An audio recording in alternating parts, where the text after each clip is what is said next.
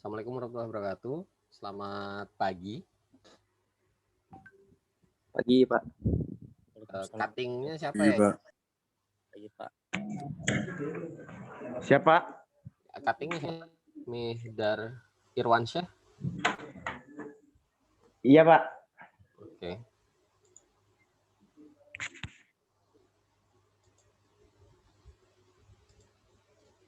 Ada lagi cutting dari kelas lain mungkin?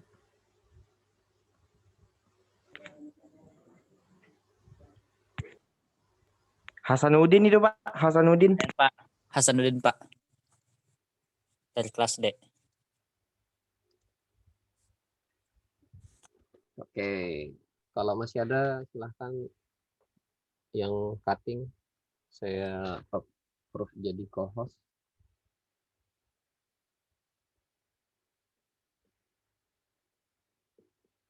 Oke, kalau nggak ada, hari ini kita belum masuk materi perkuliahan ya. Saya ingin apa ya istilahnya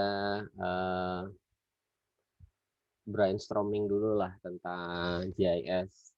Apa sih GIS itu atau Sistem Informasi Geografis? Kemudian manfaatnya buat apa? Kemudian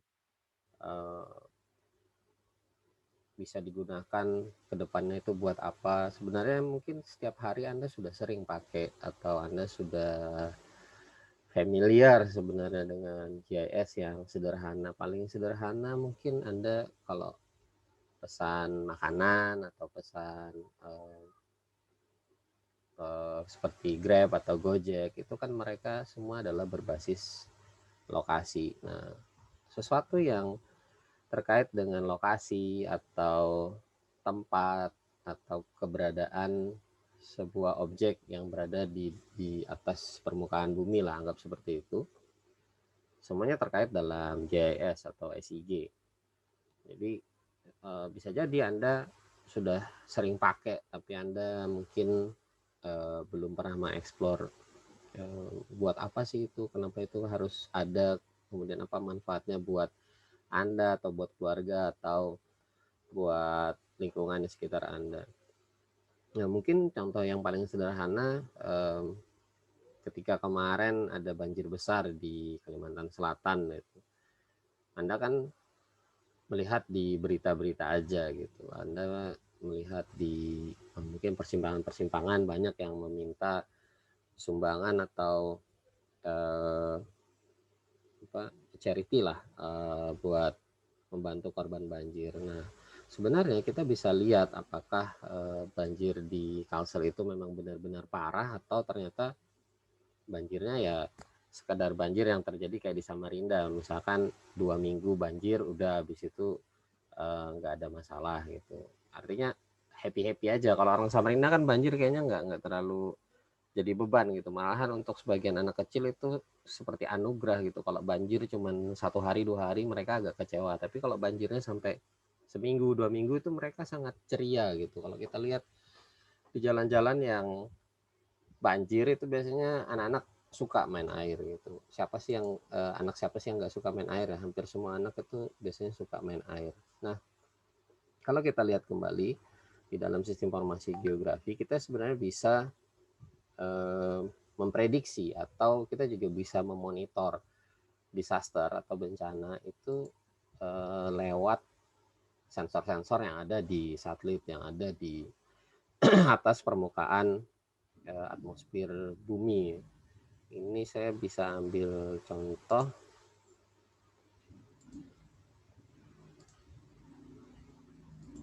Nah, ini contoh disaster yang terjadi di sebenarnya di seluruh dunia, tapi saya ini meng-highlight yang ada di Indonesia. Kelihatan nggak udah share screen saya? Cutting, co-host? Kelihatan, Pak. Kelihatan, Pak. Oke. Ini yang update-nya lumayan cepat. Jadi setiap kali ada bencana atau ada potensi bencana, dia pasti akan menampilkan di layar browser kita gitu. Nah, seperti contohnya ada banjir di Jawa Tengah, kemudian ini juga ada aktivitas Gunung Merapi yang lagi erupsi, ya ini memang lagi erupsi. Kita bisa lihat di IG atau kita bisa lihat di Facebook, oh ternyata memang erupsi. Nah, sebenarnya ini juga bisa kita lihat secara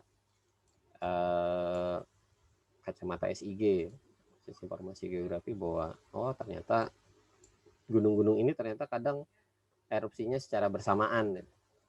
Ketika Gunung Merapi erupsi, ternyata Gunung Raung itu yang ada di Jawa Timur itu juga erupsi. Kadang kalau kita cuma melihat di satu lokasi aja itu nggak apa ya, tidak melihat ada hubungannya gitu.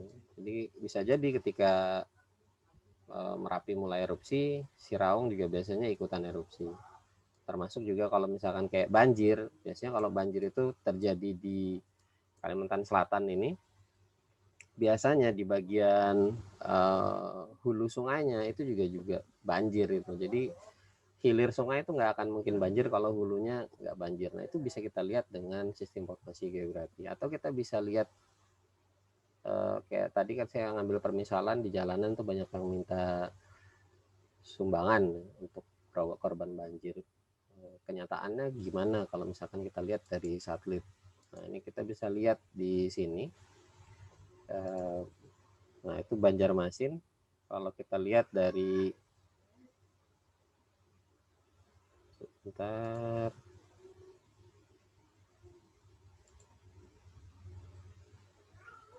ini kelihatan nggak ya yang disaster programnya NASA? Kelihatan Pak.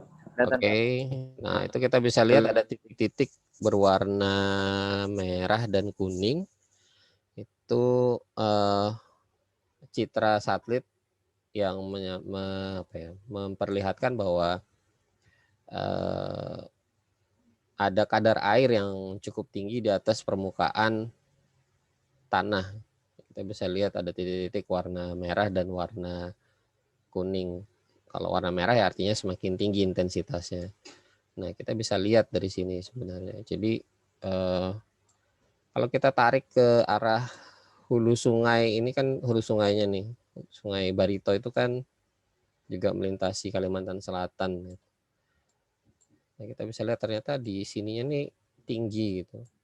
Barito, Kapuas. Jadi kalau misalkan di hulunya ini banjir, di hulunya ini airnya banyak, pastinya kan air itu mengalir ke laut kan, nggak mungkin air itu mengalirnya ke gunung gitu. Jadi kalau misalkan itu mengalirnya ke Kalimantan Selatan atau ke muara-muara dari Sungai Barito, jadi ya itu kalau menurut saya sih wajar terjadi sampai banjir. Nah ini kita bisa lihat di sini titik-titiknya jelas ya, warna kuning dan warna merahnya. Nah ini bisa kita lihat dengan sistem informasi geografis yang mengandalkan sensor-sensor atau sistem yang ada di satelit, diambil citranya atau diambil hasil sensornya, kemudian dipetakan ke dalam sistem informasi geografis. Nah ini yang terkait dengan banjir. Kemudian nanti mungkin kalau pas musim kemarau ada kebakaran hutan atau lahan, nah itu kita juga bisa lihat. Ini di langit itu ada 2 sensor, sensor FIRS dan sensor MODIS dari berbagai macam satelit. Ada satelit NOAA, Aqua, Terra, SOMI. Nah ini mereka maksudnya satelit-satelit tersebut secara rutin ketika melintasi pulau-pulau yang ada di seluruh dunia ya, bukan hanya di Indonesia. Saya kebetulan meng-highlightnya ada di Indonesia.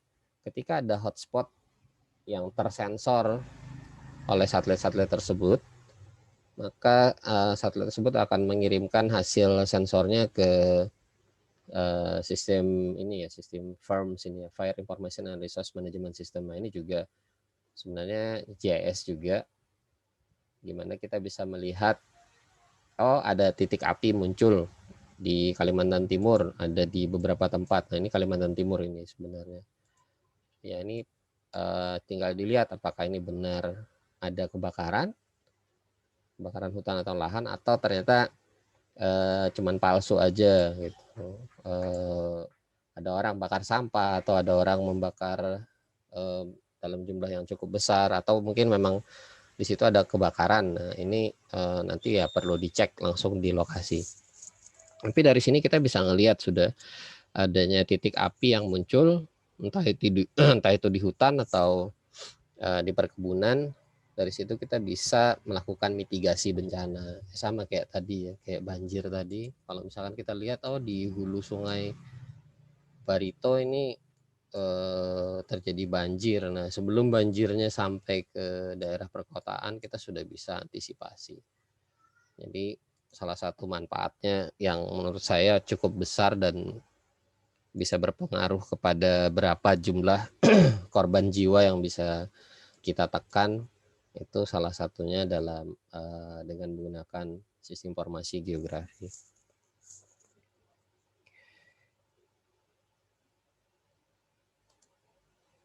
Baik, untuk membuat sistem informasi geografi itu sebenarnya kalau sekarang tuh gampang, banyak lah toolsnya. Platformnya juga macam-macam. Bahkan kalau mau paling sederhana, Anda bisa buat pakai Google Map. Nah, kita bisa bikin map sendiri dengan basis Google Map platform. Atau kalau ada yang software-software free seperti yang basis desktop ya, ini ada Quantum GIS. Sebenarnya yang berbayar juga ada dan mereka juga memberikan license kepada perguruan tinggi secara cuma-cuma.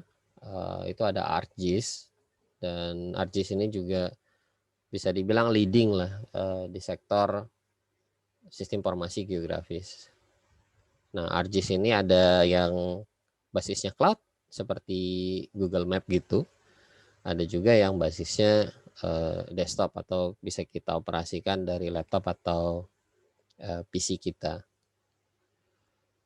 Tapi yang mungkin jadi tantangan buat kita semua ketika kita mengambil GIS, Anda tahulah kalau misalkan GIS itu datanya kan cukup besar, maka Anda perlu spesifikasi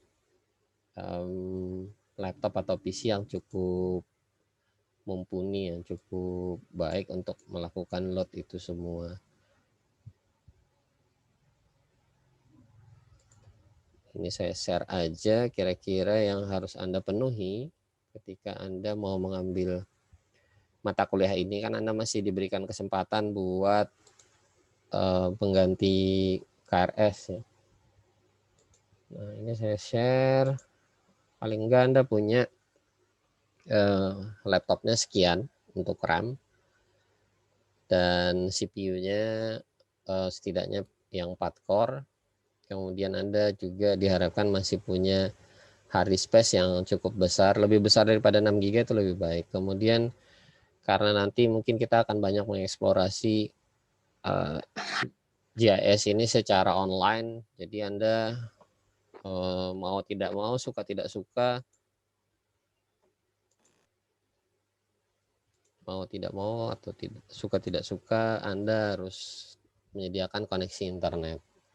Baik itu course-nya maupun Anda nanti juga diminta untuk membuat peta atau mengamati peta. Salah satunya nanti seperti ini ada di dalam course-nya. Sebentar saya share. Nah, ini salah satu course-nya itu menampilkan peta seperti ini. Kemudian nanti Anda disuruh menjawab berdasarkan peta ini ya. Jadi dia ada semacam challenge. Kemudian di situ Anda menjawab, ini peta pendakian lah, hiking gitu. Anda diminta untuk menjawab di situ beberapa pertanyaan atau beberapa challenge. Nah, ini kita bisa lihat petanya modelnya seperti ini. Terlihat detail sekali terrainnya ataupun kontur dari permukaan bumi. Nah, kalau misalkan laptop Anda atau PC Anda masih spesifikasinya di bawah dari requirement-nya, ketika ngebuka yang seperti ini biasanya akan sangat lambat sekali, bahkan mungkin nggak kebuka kali model-model seperti ini. Jadi tolong teman-teman yang mengambil ini dipikir kembali apakah spesifikasi dari komputer Anda itu cukup atau tidak, atau kalau misalkan memang Anda sangat ingin berminat sekali dengan perkuliahan ini, Anda bisa pinjam ke teman, mungkin pada saat hand-ons atau praktek secara online mungkin Anda agak susah mengikuti, Anda bisa pinjam ke teman itu nanti setelah offline-nya atau setelah perkuliahan berakhir.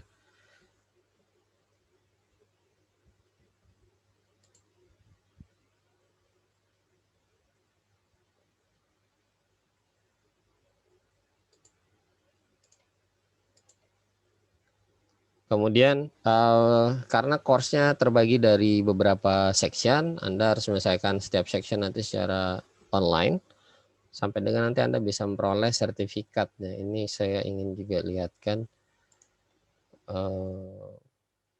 Nanti Anda harus bikin account di ArcGIS-nya, kemudian nanti masuk ke Esri Academy.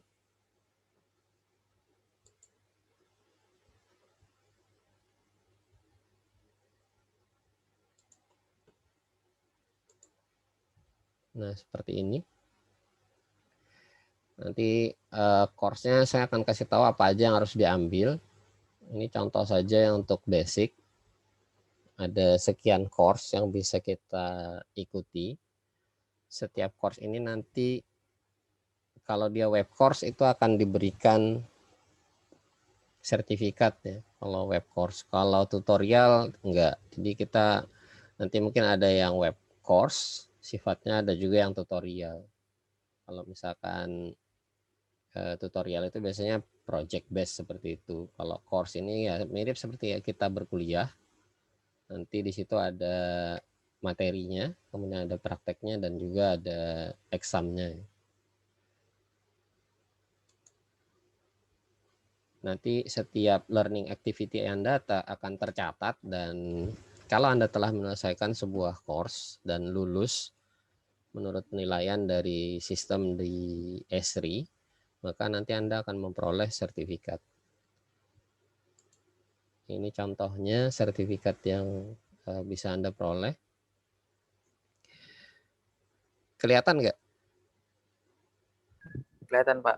Oke, jadi setiap kali Anda memperoleh, setiap kali Anda selesai course, menyelesaikan course ya, dan dianggap eligible atau lulus ibaratnya, Anda akan diberikan sertifikat seperti ini. Kalau Anda menyelesaikan 10 nanti akan dapat 10. Misalkan Anda menyelesaikan Python gitu.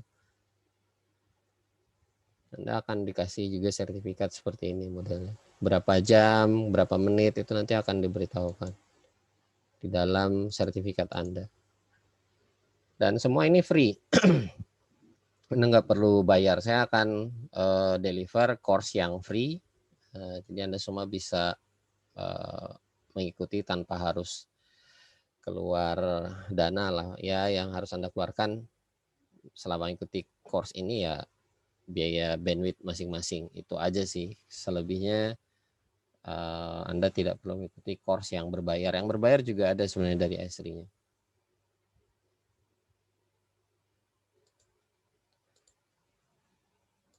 Jadi sekali lagi yang perlu Anda siapkan ketika Anda mau berkuliah di Sistem Informasi Geografis ini, yang pertama spesifikasi PC atau laptop seperti yang tertulis di dalam notepad saya ini, kemudian koneksi internet selama mengikuti course ataupun melakukan hands-on lab atau mengerjakan project yang sifatnya online, kemudian juga menyelesaikan seluruh course yang saya berikan kepada Anda. Maksudnya saya minta Anda untuk selesaikan sampai dengan Anda memperoleh sertifikat.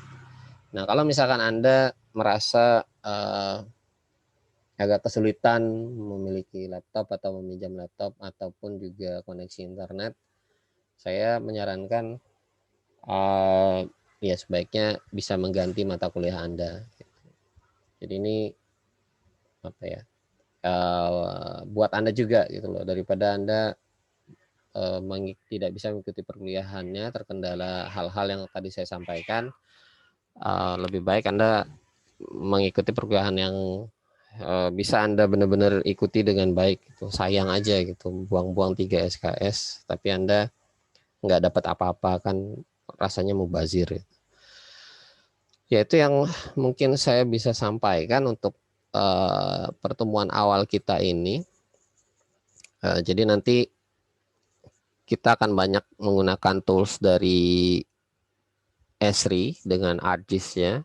Saya juga lagi meminta license untuk software ArcGIS-nya. Sebentar saya coba bukakan ArcGIS Map. Kebetulan juga requirement-nya cukup tinggi ya ArcGIS Map ini. Makanya tadi saya sudah sampaikan di depan.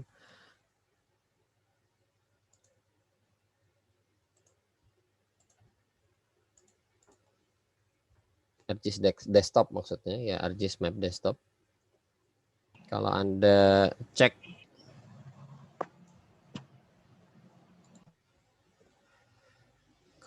cek di websitenya, maka Anda bisa lihat di situ memang suggest requirement-nya lumayan lah ya.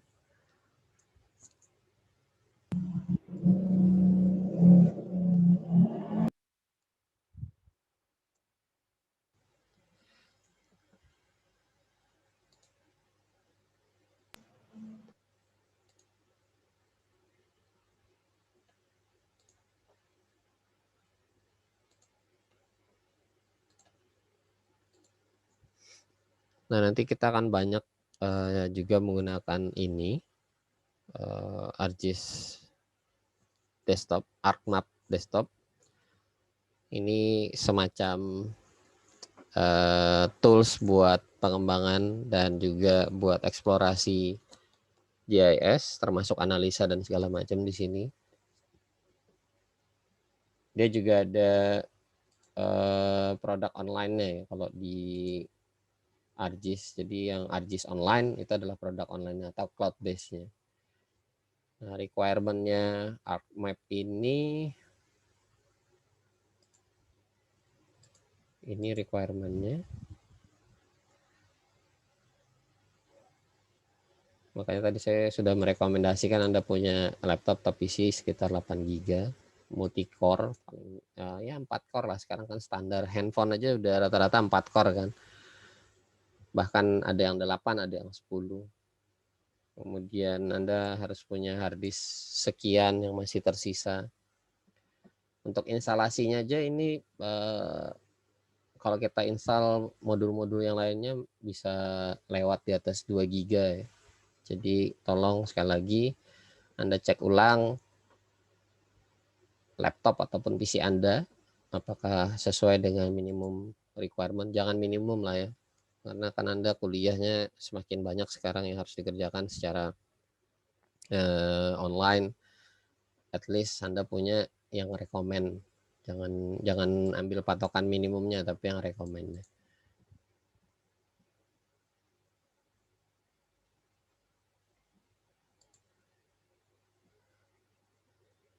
Oke, kira-kira itu nanti untuk lisensi ArcMap-nya saya lagi mintakan.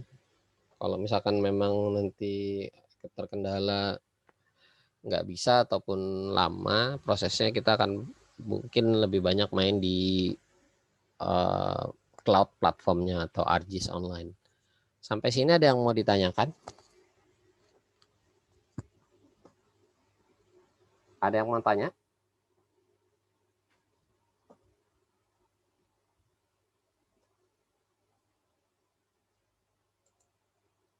Enggak ada yang mau nanya?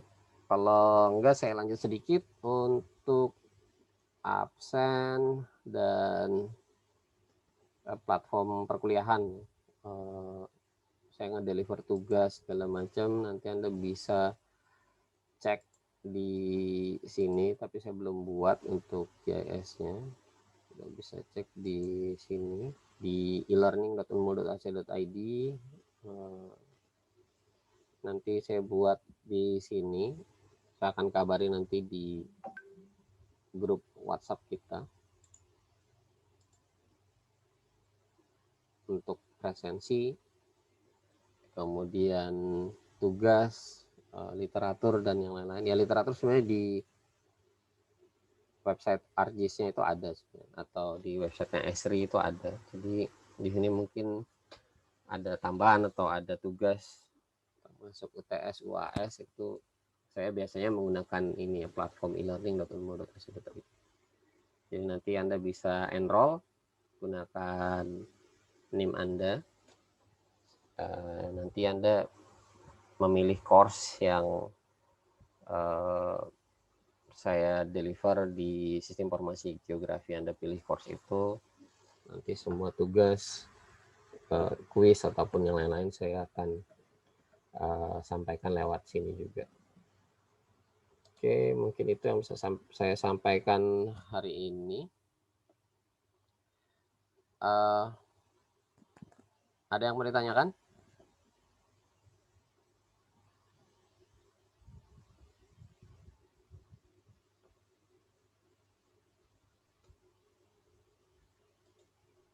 Ada yang mau nanya?